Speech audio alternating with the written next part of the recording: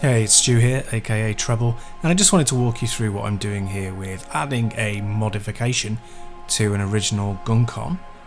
This one I've been using on the PS1 and PS2. Here that you can see is just testing continuity, making sure I know which button is which. There's a button either side of the GunCon, one of which is the action button and the other one is pause. I'm doing the action button so that it can be closer to the trigger and easier to activate. And here, all I'm doing is wiring in a couple of wires, and this will be attached to the A button, which is, as I say, action. We then route those underneath the trigger, pull them through with a pair of tweezers because I've got great big fat fingers. All good, very easy. Now, as I mentioned, the idea is getting a button in place that's easy to press and more accessible. What I'm doing here is just testing the continuity, and as with all buttons of this type, just a single pole button, you can attach to either one of them. Either one can be ground, either one can be live. There's no power, it's literally just signals. I mark out where I want to cut with that silver blob that you can see there, and then drill a pilot hole. I'm going to use a stepped drill bit to come through and make the hole wider. And when we look at the width of the what's it called? Diameter, that's the one. Diameter of the button, we can see that it's 12mm. Normally I mark off with painter's tape or masking tape where to drill to so that I don't accidentally create a hole the size of the channel tunnel. Couldn't find my tape, too lazy, used a marker. And then we just drill through. Got to be a bit careful here, obviously, you don't want to be going crazy. The pilot hole keeps it a bit safe. I'm much better with electronics than I am with plastics. I'm not a big fan of cutting into stuff like this. But, you know, I give it a go. I take my time. I try and be gentle. Same with the ladies. And hopefully, you know, at the end it's alright. So I've come through here.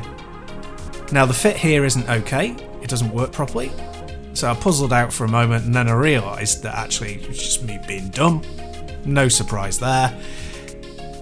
In the handle itself, there's a great big black box thing that's in the way, so I got out a carbide drill bit, and this is just for cutting into various bits and pieces. Mainly for metal, but I use it for plastic as well. So I got out my Dremel, attached it to that, and I cut through what I needed to here. Now you see I'm working my way through, just making sure there's enough space for the rear of that button when it projects through into the handle of the gun. I should find this stuff fun to do, but I really don't. I really don't enjoy this part. I'm always worried that I'm going to destroy something I shouldn't, and it always goes too fast or too slow. For me, I don't like doing the cut in the plastic. Anyway, so it fits out. That's the main thing. Look at, there we go. Slots in nicely, projects well, and most importantly, it doesn't ram into the other side of the gun handle when it's connected. So it's ready to be fitted, at least on a test basis. So I screw down the nut so that it's going to stay in place. There's a small O-ring on the other side that just helps press it together. Now I'm just going to tape down the wires so that they don't rattle around inside and get in the way of the trigger mechanism. And I can just tin up these two connectors. Now, if I wanted to, I could crimp some spade connectors onto these so that they're easily removable if you want to change buttons, but it's just as quick to just solder them in. It's just an easy piece of work. So I just do that with some tinned up wire. So I tin the wire there, as you can see, and then heat up the corresponding connector, and it just goes straight through.